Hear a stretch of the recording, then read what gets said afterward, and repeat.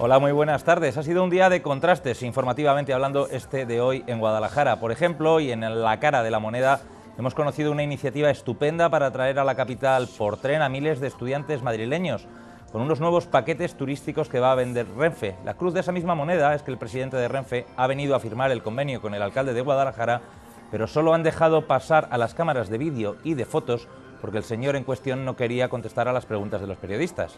Obviamente íbamos a preguntar por temas que son candentes, que son importantes, como las lanzaderas del AVE, los Cibis, el tren de Lenares. Lo ha evitado. En el lado de cara también hemos conocido otra buena noticia. Dentro de 6 meses la ciudad va a tener una gasolinera o una especie de gasolinera para vehículos de gas, que ahorrará mucho combustible al ayuntamiento y abrirá las puertas a las ventas de estos coches más ecológicos también en la capital. Y en el lado de la cruz, la Comisión de Explotación del Tajo Segura está empeñada en esquilmar la cabecera. Tras derivar 117 hectómetros en los últimos 3 meses, hoy han aprobado otros 102 para este trimestre recién comenzado. La cabecera del Tajo está muy mal, al 28% de su capacidad, con apenas 590 hectómetros cúbicos embalsados. Si no llueve en este otoño e invierno, la próxima temporada pueden darla por perdida para el turismo en la zona. Hoy es 10 de octubre y es un día especial para 19 horas, porque en la segunda parte de este informativo tenemos un invitado de relevancia. Viene el obispo Atilano. Bienvenidos.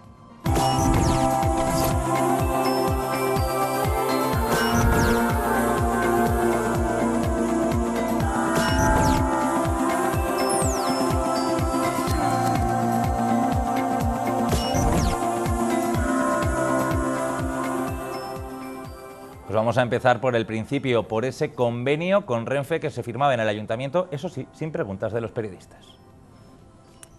La ciudad de Guadalajara se promocionará turísticamente en los trenes de cercanías. Para ello, este miércoles el alcalde de la capital y el presidente de Renfe, Julio Gómez, han firmado un convenio de colaboración para la prestación de un servicio que se denominará Descubre Guadalajara. También ha estado en la firma del convenio la gerente de Cercanías de Madrid, Magdalena Budelón. El acuerdo consiste en que Renfe oferta 2 paquetes turísticos a grupos escolares compuestos de un mínimo de 20 personas y un máximo de 60, que saldrán de Madrid con destino a Guadalajara. Habrá 2 modalidades de paquetes, una de corte natural que incluye una visita al zoo, el aula medioambiental y el Palacio del Infantado, y otra más amplia para visitar los monumentos más significativos de la ciudad. El programa se desarrollará de lunes a viernes durante el mes de octubre y de marzo a agosto de 2013, y el precio de cada paquete será de 8,5 € por viajero, incluyendo el transporte de tren desde cualquier estación de cercanías de Madrid a Guadalajara, la visita guiada y el acceso gratuito a los edificios y recintos incluidos en los recorridos. Lamentablemente, y aunque en principio estaba previsto, los responsables de Renfe no han querido comparecer ante los medios de comunicación de Guadalajara y solo han aceptado la presencia de redactores gráficos. Evitaban así contestar a las preguntas de los periodistas sobre asuntos que están sobre la mesa, como las lanzaderas del AVE nunca puestas en marcha, el incremento de los Cibis de cercanías o el futuro del tren de Lenares. Nuestra analista invitada de hoy es ya casi una habitual, Marta Perruca, del blog de opinión El Hexágono. Muchas gracias por estar un miércoles más en 19 horas. Gracias a ti, Óscar. Buenas tardes. Muy buenas tardes. No sé qué te ha parecido esto de los chavales que vienen de Madrid, por un lado, y eso de que el presidente de Renfe haya anulado la rueda de prensa que estaba prevista. Hasta ayer a última hora de la noche nos dijeron que la rueda prevista se cancelaba, y son los gráficos. Bueno, pues la iniciativa me parece estupenda, pero y respecto a las ruedas de prensa sin preguntas, creo que nos estamos habituando un poco los periodistas a este formato nuevo que imponen los gobernantes, ¿no? Y los gestores políticos, el llegar de escondidas a un acto, el salir corriendo por la puerta de atrás, viene siendo muy habitual en estos últimos tiempos.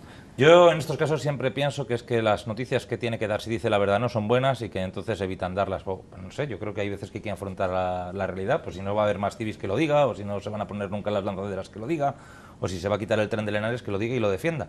Pero así esto de no dar respuesta a las cosas, pues desde luego no está bien. Vamos a cambiar de asunto.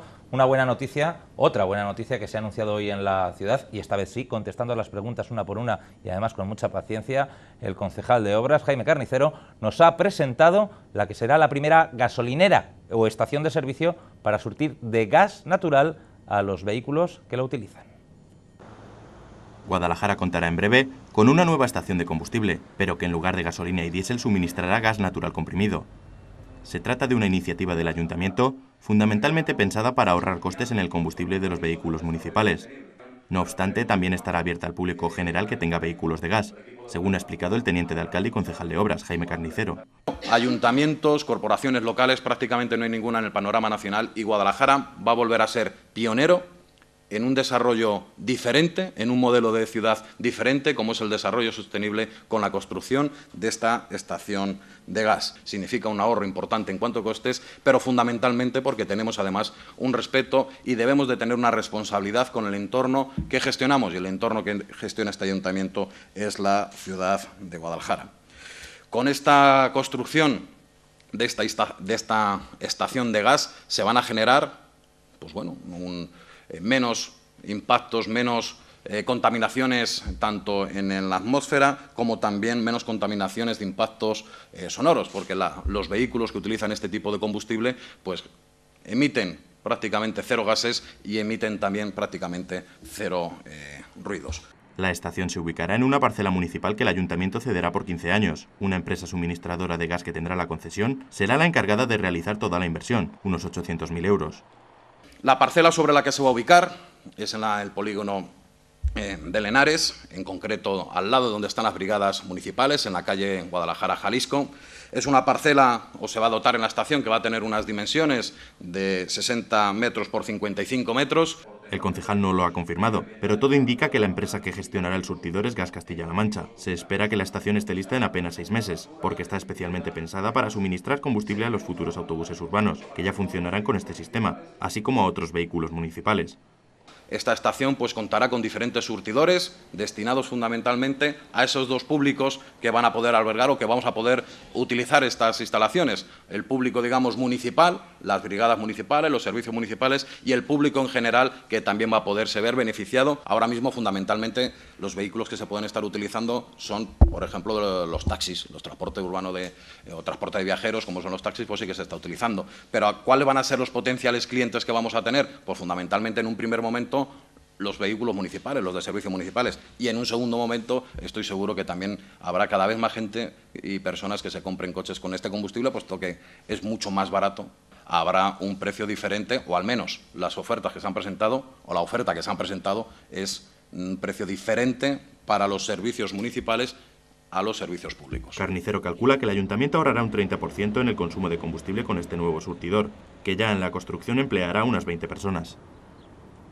Pues vamos a seguir hablando de obras. No sé si recuerdan que hace 2 días visitaba la consejera de Fomento las obras que la Junta está realizando en la calle Francisco Aritio. Pues bien, hoy el Partido Socialista ha puesto muchos peros al proyecto que se está ejecutando. Dicen que tiene muchas carencias y, por su parte, Jaime Carnicero, el concejal de Obras, ha respondido a los socialistas sobre ese menester. El Grupo Socialista de la capital considera muy insuficiente el proyecto de reforma que está ejecutando la Junta en la calle Francisco Aritio. Así, aunque señalan que lo que se va a hacer es necesario, apuntan carencias como la reparación de la red de abastecimiento y saneamiento, que en algunos tramos ni existe, y que dicen debería haber arreglado el ayuntamiento antes de que la Junta empezara estos trabajos. Lo que se va a hacer es solamente eso, cambiar las baldosas de las aceras, poner una capa de asfalto y cambiar las farolas. Sin embargo, la obra de Francisco Aritio presenta graves carencias que tiene esta vía y que no se van a solucionar. ¿De qué estoy hablando? Estoy hablando que, por ejemplo, toda la red de abastecimiento y de saneamiento de la vía de Francisco Aritio está en muy mal estado, en un deficiente estado. Es más, por ejemplo, en el tramo desde el número 90 de Francisco Aritio hasta prácticamente el nudo de los faroles, un tramo de cerca de 1 kilómetro, no hay ni siquiera red de saneamiento, no hay colectores. Y en los que hay están en un estado muy deficiente. También señalan como carencia del proyecto el que no se haya previsto el soterramiento de los contenedores de basura, así como otras cuestiones. Y esto lo que va a originar es que los ciudadanos tendremos que pagar dentro de un tiempo el soterramiento de los mismos. Pero es que también el proyecto tampoco tiene, por ejemplo, un espacio para las bicicletas, y yo creo que una obra de estas características debería convivir también con las bicicletas. Igualmente, el proyecto no tiene nada de mobiliario urbano, es decir, no se va a instalar por parte del Gobierno de Castilla-La Mancha ni una papelera, ni un banco, ni absolutamente nada. El PSOE dice que también hay cuestiones de seguridad mal resueltas, en la salida del barrio de los Manantiales y en el acceso a la estación Renfe. Y nos parece muy peligroso que el acceso de Manantiales a Francisco Aritio se haga con la brusquedad que está planteada en el proyecto, es decir, suprimiendo el actual carril de aceleración. Del mismo modo, el giro a la izquierda para incorporarse a la estación de Renfe tampoco está contemplado. Es decir, lo que se contempla es que la gente venga desde Manantiales a la estación de Renfe y para entrar a la estación tenga que venir justamente hasta aquí, hasta el cruce con el puente árabe, para volver a girar hacia allá. Y eso nos parece que no es de recibo y se debería abordar una solución. Finalmente, el PSOE también dice que carece de sentido esta obra si no se ejecuta la gran rotonda del cruce de Fontanar, que acumula años de retraso sin que el agente urbanizador de la parcela la construya ni desarrolle el sector. Y no puede escudarse el alcalde en decir que es un problema del agente urbanizador. Será un problema de quien sea, pero él como alcalde tiene que solucionarlo. Y nosotros, como grupo municipal, le pedimos al alcalde que ejecute directamente el Ayuntamiento de Guadalajara la glorieta de la SUE 30, la glorieta del nuevo puente sobre Henares y del puente árabe. Los socialistas también han criticado otras cuestiones del proyecto, como el hecho de que las farolas nuevas que se van a instalar sean de vapor de sodio y no de tecnología LED. Que hable el Partido Socialista realmente, como mínimo, es indignante y como máximo es un claro ejemplo de por qué muchas veces los políticos y en las diferentes encuestas estamos tan mal valorados. O sea, que hable el Partido Socialista, que estuvo anunciando, requete anunciando, exponiendo y demás la obra de Francisco Aritio y que fue incapaz desde el año 2007, bueno, ya desde el año 2006 que se empezó a hablar, el año 2007, en abril del 2007, en precampaña electoral, que el señor Alique, el anterior alcalde de la ciudad de Guadalajara, vino aquí y lo presentó con el consejero, que durante 4 años ni tan siquiera sacaron la licitación, y que abre el Partido Socialista, pues realmente es para poner de manifiesto cuál es el alto grado de hipocresía y de cinismo que pueden tener los concejales del Partido Socialista. La mayor parte de lo que no venía en el proyecto referente a ese aspecto en concreto se está haciendo a instancia del Ayuntamiento de Guadalajara y a instancia de las reuniones que hemos mantenido y que he mantenido personalmente con el delegado de la Junta de Comunidades. En este aspecto le puedo decir también otras cuestiones que se está haciendo en mobiliario urbano, otras cuestiones que se está haciendo en zonas verdes, otras cosas que se está haciendo en regulación semafórica que también se está realizando y que en el proyecto no venía, y eso es lo verdad, que en el proyecto no venía, pero ni en el inicial ni en el de ahora. ¿Vale? Que yo creo que muchas veces hasta nos hacemos los líos y que se está acometiendo a instancias de este ayuntamiento y que son decisiones que sí que está adoptando la Junta de Comunidades. Hay otras que no, también no nos engañemos, pero bueno, para eso está la colaboración y la coordinación interadministrativa. El Partido Socialista lo que está instando al equipo de gobierno es a que nos saltemos la ley, a que nos saltemos la ley, la LOTAO, que nos saltemos toda la normativa en materia urbanística, que saltemos la valla y lo hagamos por el artículo 33. ¿Eso es lo que está pidiendo el Partido Socialista? Pues que lo diga así de claro. Oiga, miren ustedes, pedimos que al alcalde de Guadalajara y que los concejales se salten la ley, se salten la defensa y los derechos que tiene esta agente urbanizador y que acometa la obra de una manera inmediata. Pues ya ven, día de muchas noticias, de muchas cuestiones sobre obras. ¿Qué te ha llamado la atención? ¿Lo de la gasolinera de gas o las quejas del PSOE de Francisco Aritio, Marta? Pues un poco en general todo. Lo de la gasolinera de gas pues me parece bien, es una alternativa que se pone a disposición de los ciudadanos, de aquellos que tengan este tipo de vehículos y se supone un ahorro, es una iniciativa positiva. Y lo de Francisco Aritio pues me parece pues cuanto menos curioso, ¿no? Pues porque es una obra urgente, muy urgente, pero también lo era hace 10 años. Y bueno, hemos visto cómo sufrían variaciones en el presupuesto, desde los 6 millones, de los 7 millones iniciales a 2. A 2,2. Pues bueno, pues ahora se va a ver reducida la calidad de las obras y se va a ver reducida al final el proyecto y desde una remodelación que era inicialmente pues va a quedar en un lavado de cara que le vendrá bien a la calle porque está hecha una verdadera mierda, hablando mal, pero bueno, pues, es lo que hay, ¿no? Ahora viene Paco con la rebaja y toca un poco ajustar las cuentas. Bueno, mejor será un asfalto en condiciones, aunque le falten cosas, que nada, porque la situación, la verdad, que era urgente. Vamos a cambiar de asunto, nos vamos 5 minutitos a la publicidad. Ya saben que este primer bloque hoy ha sido un poquito más breve de lo normal, porque queremos dar mucho tiempo a nuestro próximo invitado, se lo decía al inicio del informativo. Viene a vernos el obispo de Sigüenza, Guadalajara, Atilano Rodríguez. Hasta ahora.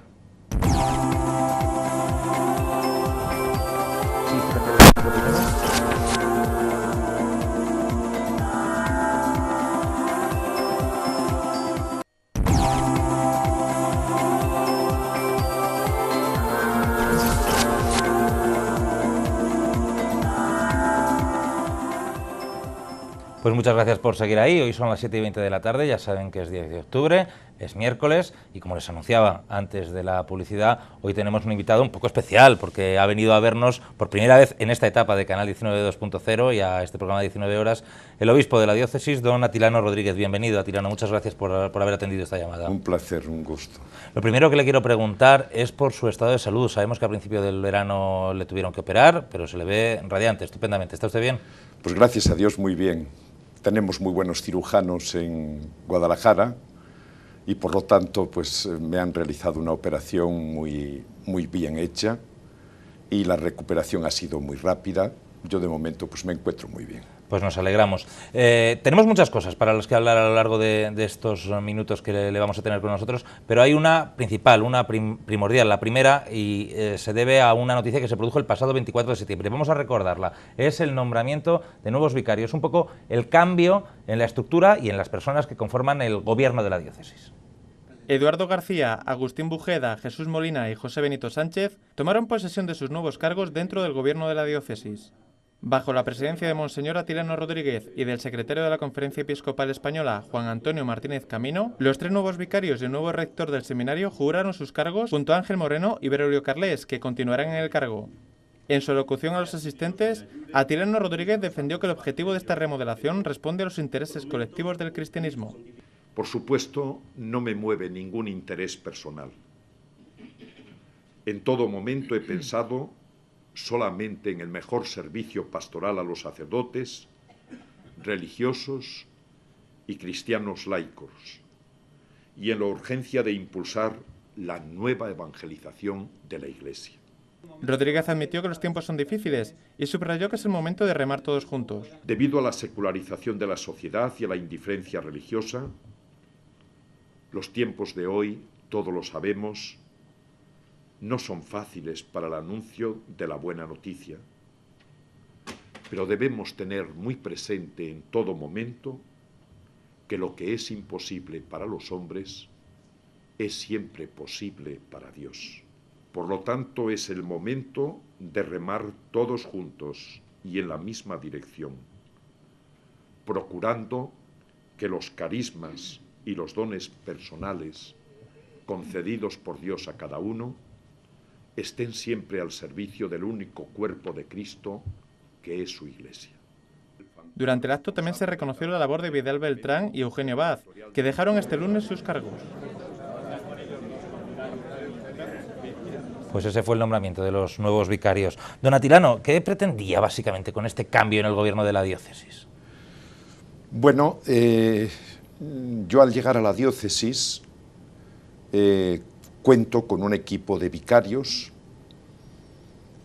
que me merece toda la confianza, porque como señalé en su día, yo venía a la diócesis para continuar un proyecto pastoral que estaba iniciado por mis predecesores. Al llegar también a la diócesis, y esto pues tengo que reconocerlo, los vicarios han puesto a mi disposición sus cargos. Y algunos, pues como don Vidal, don Eugenio, me pidieron que con el paso de algún tiempo les relevase de esta responsabilidad. Don Vidal porque llevaba más de 30 años desempeñando esta labor y don Eugenio porque llevaba más de 20 años también como vicario general de la diócesis. Por lo tanto, yo he dejado pasar un tiempo prudencial, he recibido una colaboración extraordinaria por parte de cada uno de ellos.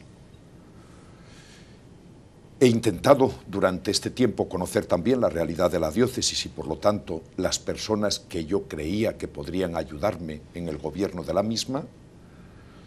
Y después de hacer una consulta a todos los sacerdotes, a las congregaciones religiosas, a los movimientos apostólicos, para que me indicasen personas que ellos considerasen adecuadas para realizar esta misión, pues he tomado la determinación de hacer estos nuevos nombramientos. La finalidad fundamental, como no puede ser de otra forma, es la de intentar prestar el mejor servicio en este momento a la acción evangelizadora y misionera que nuestra diócesis tiene que llevar a cabo. A mí me llamó la atención, y yo creo que mediáticamente quizás es lo que más llamó la atención, esa decisión, esa novedad de hacer un vicario como para la Guadalajara urbana, de Guadalajara y Azuqueca, si no me equivoco, y otro de Sigüenza y el resto de la provincia. ¿Remarca usted así la existencia, porque es real, de dos Guadalajaras, quizá con dos realidades apostólicas distintas? Pues más o menos tendría que decir que sí. Yo, desde el primer momento, cuando llegué a la diócesis, lo he señalado en mis intervenciones públicas, creo que son dos realidades muy distintas. Una es la zona rural, con todas las dificultades pastorales que plantea debido a la falta de población, y por otra parte, a la reorganización de la pastoral que hemos de llevar a cabo en estas zonas, debido a la falta de población en la mayor parte de las parroquias. Y por otra parte está la zona más urbana, lo que es Guadalajara y Azuqueca de Henares, en donde hay parroquias pues con un número importante de fieles, con muchas necesidades de formación en la catequesis, en la preparación para el matrimonio, para la confirmación, que necesitan una atención, digamos, distinta a la que existe en los pueblos. Don Atirano, a usted le nombra al Papa y usted nombra a sus vicarios.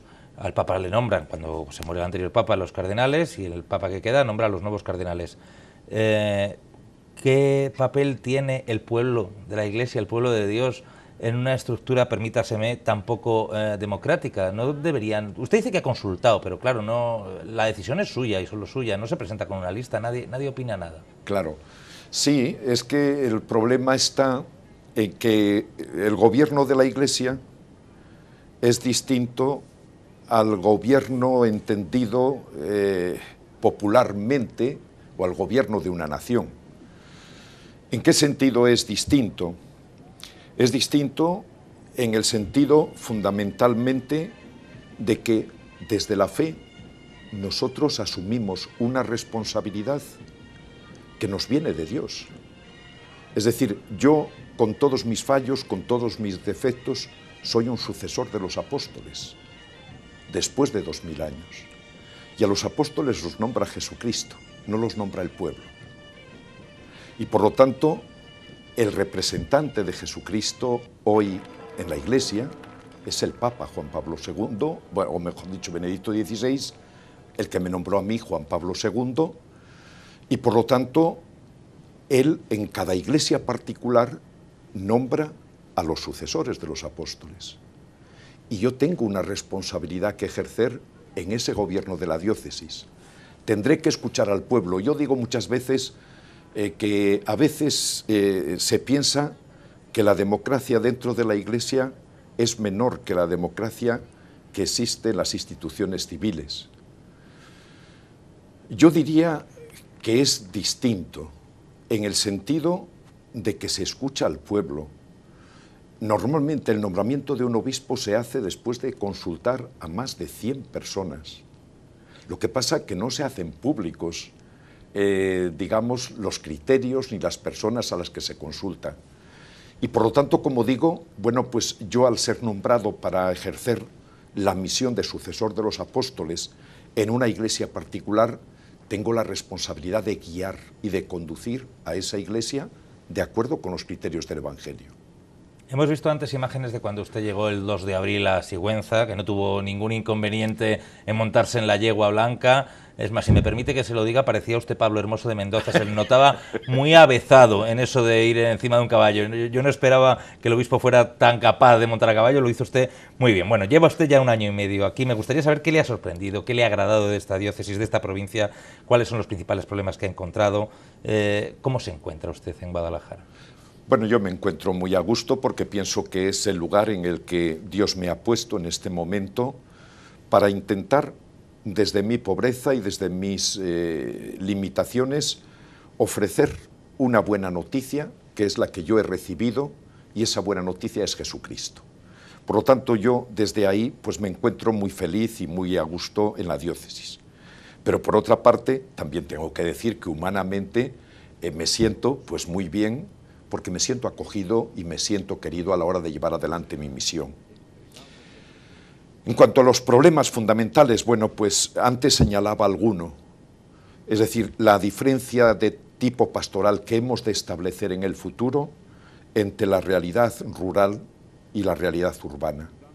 No podemos trabajar con los mismos criterios en una realidad que en otra. ¿Por qué? Porque en nuestros pueblos ya, en muchos de ellos, no quedan niños, no quedan jóvenes, por lo tanto, no hay bautismos, no hay preparación para el sacramento de la confirmación, no hay preparación para el matrimonio, y únicamente pues, la pastoral que se puede llevar a cabo es la formación de las personas que ahí viven y la celebración de los sacramentos, sobre todo la Eucaristía. Entonces, esta pastoral y esta actividad, digamos, evangelizadora, tiene que ser distinta a una realidad en donde nos encontramos con niños, con jóvenes que están naciendo a la fe y que hay que ayudarles a crecer en la misma. Y por eso, como digo, este sería como uno de los problemas fundamentales.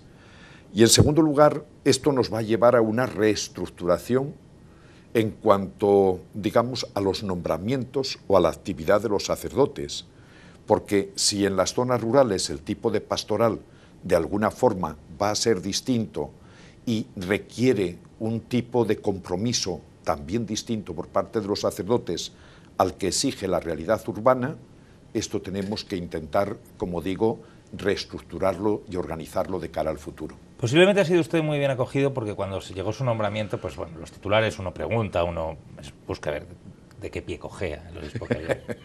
Y todos colegimos que era usted muy similar a don José en su manera de entender la Iglesia, de entender la sociedad, en su manera de pensar. Se nota esa similitud con don José, además tenían muchos vínculos, muchas cuestiones en común, y ese camino del que hablaba de hacer una pastoral distinta, ya lo inició don José. Claro.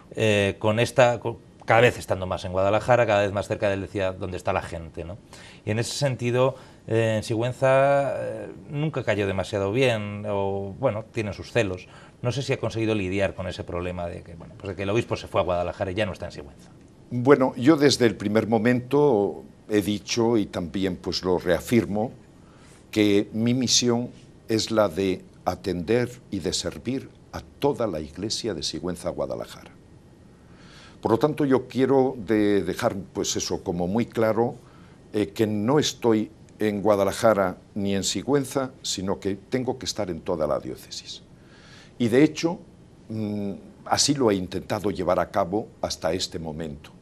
Por ejemplo, este mes, pues yo no sé si pararé en casa 5 días, porque todos los días tengo salidas a un sitio y a otro para la programación del curso pastoral, para los retiros en el arciprestazgos, para las reuniones de los consejos del presbiterio, para la formación permanente. Es decir, tengo una agenda sin un día libre para pararme en casa. Entonces lo que yo digo es que donde duerma el obispo, pues pienso que va a influir poco en el gobierno de la diócesis.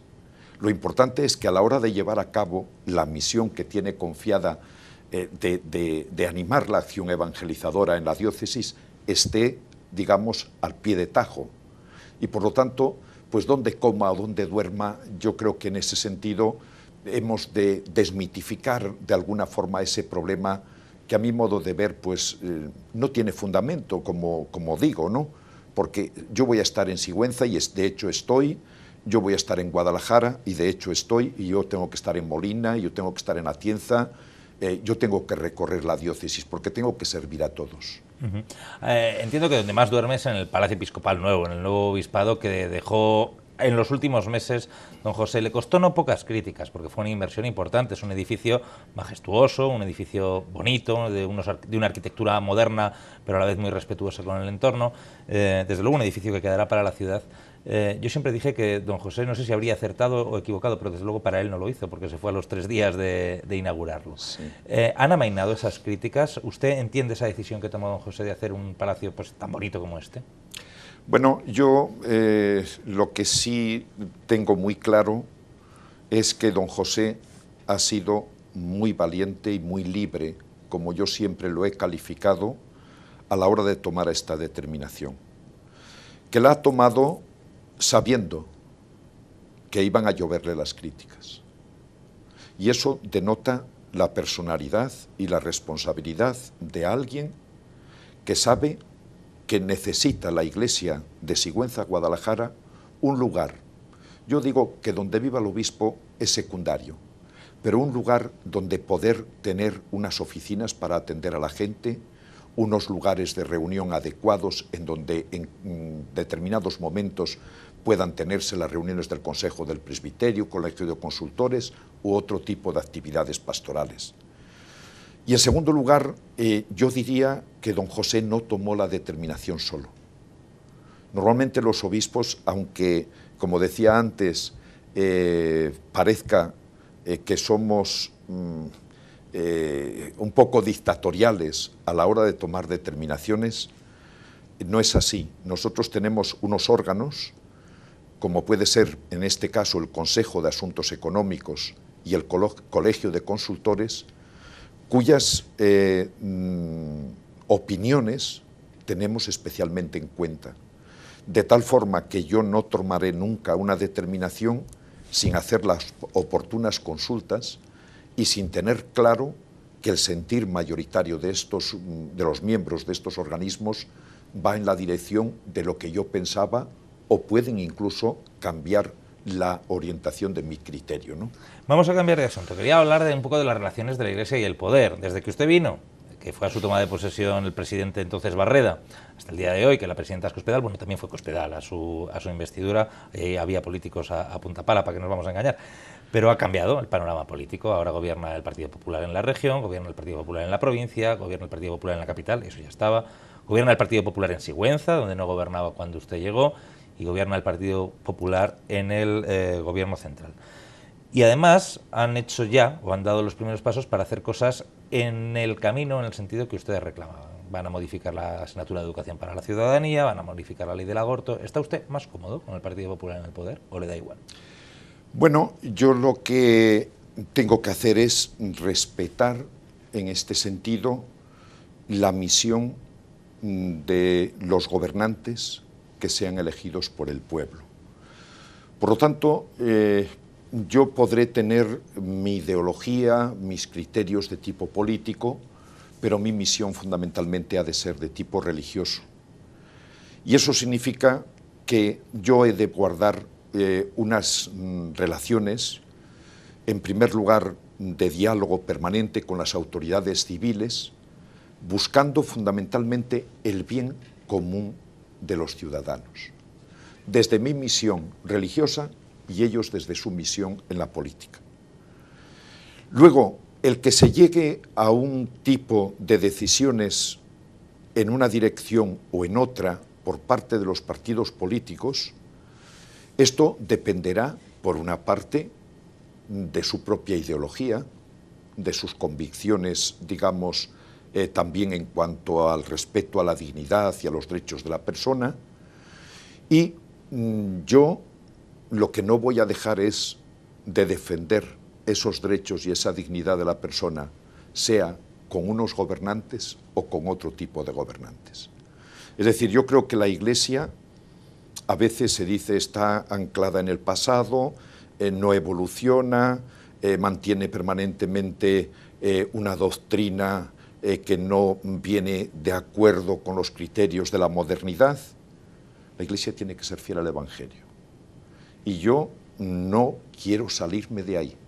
Quiero mantenerme fiel al Evangelio de Jesucristo. ¿Les cueste lo que les cueste a ustedes? A mí cueste lo que me cueste.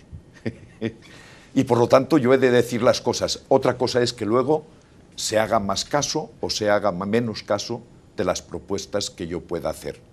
Pero como digo, bueno, pues yo me he sentido siempre bien con las personas que me he encontrado en el gobierno, no solamente aquí, sino en las distintas autonomías en donde he tenido que trabajar, Oviedo, luego Castilla-La Mancha, León, también pues con el gobierno también anterior allí era del Partido Popular.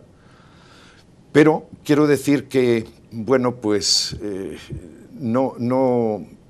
es decir, no depende digamos, el criterio de un partido político muchas veces del Evangelio. Yo tengo que mantener el Evangelio y desde ahí tengo que dar pues esa doctrina y ofrecerla como un bien, no para mí, sino como un bien para todos los ciudadanos. Y desde su visión de hombre religioso y sobre todo de hombre social, ¿qué opina de la política en grandes rasgos que está llevando el Partido Popular en estos meses? Bueno, pues yo no voy a entrar a analizar la política porque no tengo los criterios ni las claves que tendría que tener para emitir un juicio, digamos, sobre todo en estos momentos, sobre la realidad económica. Pues hablemos de Iglesia y sociedad, usted lo decía antes, nos acusan de que estamos anclados, de que no cambiamos, lo veíamos en el vídeo que vimos antes, una disociación clara y con buena parte de la sociedad, les cuesta a ustedes cada vez más llegar, y dice que el Evangelio es el Evangelio y que no puede apartarse de él. ¿Qué puede hacer para llegar más cerca de quienes pretenden ser sus fieles o de a quien usted quiere llegar? Bueno, pues este año, por ejemplo, vamos a hacer un planteamiento en toda la diócesis con un objetivo muy definido, y va a ser el dedicarnos en todas las parroquias a crear grupos que llamamos de lectura creyente y orante de la palabra de Dios. ¿Esto qué quiere decir? Esto quiere decir que si yo en este momento de crisis en todos los órdenes, crisis de valores, crisis religiosa, crisis económica, no me pongo ante Dios y escucho lo que Dios me dice hoy a mí, yo no puedo ser cristiano, yo no puedo ser seguidor de Jesucristo y yo no puedo transmitir y dar testimonio del Evangelio en medio del mundo. Por lo tanto, hemos de plantear, a mi modo de ver, de cara al futuro, una necesidad en todo el pueblo cristiano de recuperar o de revisar la propia fe y las propias convicciones religiosas. Lo que no podemos es continuar con un 80% de católicos o de 74% de católicos en nuestro país, que a la hora de la verdad, en cuanto a prácticas religiosas, se reducen al 13%, y en cuanto al compromiso cristiano, todavía es más pequeño. Yo digo, si la Iglesia tiene que quedar reducida a un número más pequeño, ha de quedar. Pero quien sea cristiano tiene que definirse claramente en esta sociedad como creyente. Pero a lo mejor hay muchas personas que creen en Jesús, que creen en la Iglesia, que creen en el Evangelio, pero que piensan distinto que usted, yo qué sé, sobre temas como las relaciones prematrimoniales, o la homosexualidad, o el divorcio. No sé, en el siglo XXI, ¿usted cree que se puede condenar a una mujer a un infierno con un marido maltratador y que no se pueda divorciar, y que ustedes insistan en que eso no es indisoluble? Perdona que me meta donde no me llaman, pero, pero a lo mejor hay determinados postulados que tampoco son dogma de fe. Sí, bueno, el Evangelio en eso es muy claro, es decir, o sea, en el tema, por ejemplo, que apuntas de lo del matrimonio, aquí, por ejemplo, la Iglesia nunca ha hecho esto, es decir, la Iglesia siempre ha planteado el tema de la separación cuando se comprueba que hay una situación que es inviable dentro del matrimonio. Y no solamente se plantea el tema de la separación matrimonial en estas situaciones, sino que incluso plantea también la posibilidad de la nulidad del matrimonio si ha habido razones que han hecho que el matrimonio contraído no haya sido desde la libertad, desde la responsabilidad de cada uno de los cónyuges. Pero por otra parte, yo creo que hay planteamientos que a veces nos hacemos desde este conjunto de cosas que acaba de enumerar, que obedecen a los criterios sociales. Y el cristiano no puede vivir de criterios sociales. El cristiano tiene que vivir de lo que le dice el Evangelio. Entonces, yo por eso pretendo que los cristianos de cara al futuro nos pongamos en actitud de escuchar al Señor. Y el que quiera seguirle, el Evangelio nos lo dice con claridad. Lo dejaron todo y le siguieron. otros han dicho que no.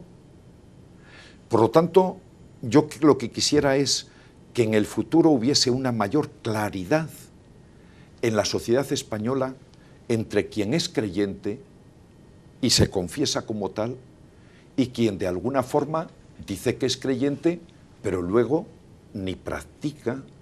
¿Cómo se puede entender? Yo me lo pregunto muchas veces. Es decir, ¿cómo se puede entender que alguien diga que cree en Jesucristo muerto y resucitado, por lo tanto que vive? Que se hace presente en la celebración de la Eucaristía bajo los sacramentos y que no acuda a encontrarse con quien le ofrece la salvación y le ofrece la vida. Yo no lo entiendo. Entonces, ahí yo creo que en el futuro todo esto tenemos que clarificarlo, porque hoy hay un gran confusionismo en la sociedad, como digo, no solo en planteamientos y aspectos sociales, en el tema de la libertad, en el tema de la verdad, sino en los planteamientos religiosos. Y tenemos que ayudar a que la gente lo clarifique. Por ahí, por lo tanto, yo quiero trabajar en el futuro. Vamos a hablar del gremio, si le parece. Muy bien. ¿Se puede mantener una diócesis? No sé si tiene ahora un seminarista o dos en el seminario. Dos seminaristas en el... Fueron de Sigüenza, tenían un seminario muy bien acondicionado, pequeñito, de lo que fue, dejaron una parte acondicionada, pero también se quedó excesivamente grande y ahora habilitaron unas habitaciones y tal en el colegio diocesano, si no me equivoco. Sí. Bueno, a lo que iba, la pregunta. Dos seminaristas en una provincia de 225.000 habitantes, con 288 municipios, 469 parroquias, 200 sacerdotes. ¿No les arriendo yo la ganancia a este ritmo de entrada en el gremio? Algo tendrán que hacer. Bueno, vamos a seguir planteándonos el tema de las vocaciones. Es uno de los temas que vamos a tratar este año. Hemos de partir del hecho de que la vocación es un don de Dios y por lo tanto es una respuesta libre de cada uno cuando pueda recibir la llamada del Señor, pues a vivir como cristiano y a vivir el seguimiento de Jesucristo, ¿no? Pero yo creo que el tema de las vocaciones, aunque ha de preocuparnos, hemos de verlo como muy unido a dos aspectos que, sin duda alguna, influyen decisivamente en el nacimiento de la vocación y en el crecimiento de la misma. Por una parte, yo digo que es imposible que exista una vocación al sacerdocio o a la vida consagrada si no existe una vocación cristiana. Es decir, si no hay un cristiano, es imposible que pueda haber un sacerdote o que pueda haber una persona consagrada. ¿Esto a qué nos obliga? A revisar toda la catequesis y la formación que estamos dando. ¿Ayuda a formar cristianos esa catequesis que estamos transmitiendo? ¿No nos ayuda? ¿En qué tenemos que cambiar? ¿Qué aspectos tenemos que corregir? Segundo, una formación cristiana no puede darla únicamente la parroquia. La parroquia es de alguna forma subsidiaria en la formación cristiana de los niños y de los jóvenes. La formación cristiana fundamentalmente ha de darse en el seno de la familia. Y de hecho en el bautismo los padres y los padrinos son quienes se responsabilizan de transmitir la fe a los hijos. No siempre cumplen, ¿verdad, don Atilano? Bueno, pues eso, pero ahí tenemos otro campo que recorrer de cara al futuro también. ¿Cómo ayudamos a que los padres se incorporen y asuman no solamente la educación en general de sus hijos, sino también la educación y la formación cristiana, ¿no? Marta. Bueno, que hablábamos del seminario que se ha quedado vacío porque se han trasladado a los futuros sacerdotes al colegio diocesano. ¿Qué ha pasado con ese edificio? No sé si hay algún tipo de oferta. Había un proyecto para la escuela de hostelería que parece que se quedó ahí pendiente y bueno, al final ¿se va a hacer algo con ese edificio? Bueno, pues eso es lo que yo necesitaría contestarme también en este momento, ¿no? Se ha hecho pues ese convenio posible con la escuela de hostelería que en un primer momento pues parecía que iba firme y que realmente podría salir adelante, pero la situación económica de quienes habían asumido esta responsabilidad no era la adecuada y por lo tanto tuvieron que dejar pues el proyecto a medio camino o menos de medio camino. Después de mi llegada a la diócesis hemos establecido algún otro tipo de relaciones con personas que se han interesado también por el edificio, pero con la situación de crisis que estamos viviendo, sobre todo de tipo económico, yo creo que en este momento tenemos que plantearnos un impasse y ver si llegan en el futuro nuevas ofertas, porque ahora mismo pues no hay nada.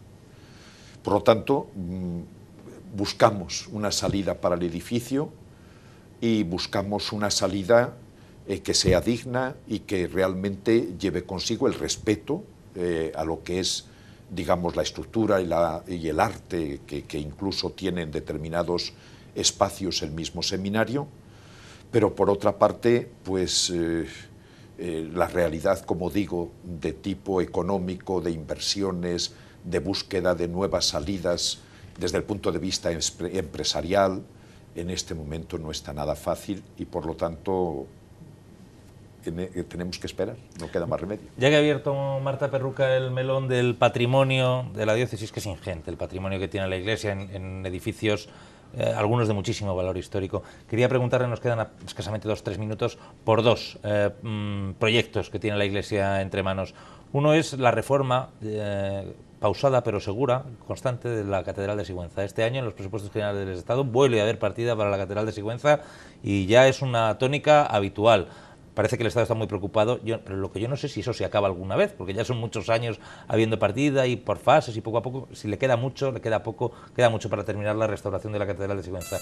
Y el otro asunto es el asunto de la Colegiata de Pastrana, la construcción del Museo de la Colegiata, la reforma de la Colegiata, para que eso esté en condiciones y pueda recibir esos tapices que son suyos, son de la Iglesia, son nuestros, son de los guadalajareños y que están por esos mundos de Dios. Nos alegramos mucho de que hayan recorrido el mundo, pero lo queremos ya de vuelta. Bueno, con relación a la catedral, todos conocéis muy bien pues la Catedral de Sigüenza. Es un monumento único, es enorme, es una catedral muy grande, con unos espacios preciosos, y por lo tanto yo digo que estos edificios admiten todas las reformas y reestructuraciones que queramos llevar a cabo en las mismas. Por lo tanto, como bien dices, hay un proyecto director o un plan director de la catedral y se va por fases, y también pues muchas veces esas fases, cuando faltan los suficientes recursos para poder afrontarlos, pues es difícil el poder hacerlo en el tiempo, en los plazos que estaba establecido. Por lo tanto, yo agradezco en este sentido esta colaboración de las instituciones civiles para poder mantener este monumento que es único en nuestra diócesis. Y por otra parte, pues estamos a punto de firmar ya con la empresa que va a hacer y llevar a cabo las obras de remodelación del Museo de Pastrana. Queremos que el monumento o el museo en el futuro sirva para albergar no solamente los 4 tapices que están recorriendo el mundo y de donde sin duda alguna vamos a sacar también unos beneficios para poder llevarlos o aportarlos al museo, o para poder restaurar los que quedaron, los otros 5. Entonces, lo que pretendemos es que el museo sirva para esos 4, pero también para los 5 más que quedan sin restaurar. Y que claro, me imagino que los otros 4, hasta que no se restauren estos 5, porque podría contaminarles de la polilla, porque también era un problema de polilla. Bueno, en estos momentos están fuera del museo y no pueden, claro, por supuesto, no pueden colocarse mientras no esté restaurado. Marta, te agradezco mucho tu ayuda. Hoy ha sido un poquito más breve que en otras ocasiones. Tendremos oportunidades de hablar largo y tendido en cualquier otro miércoles. Muchas gracias por haber venido hoy. Gracias a ti.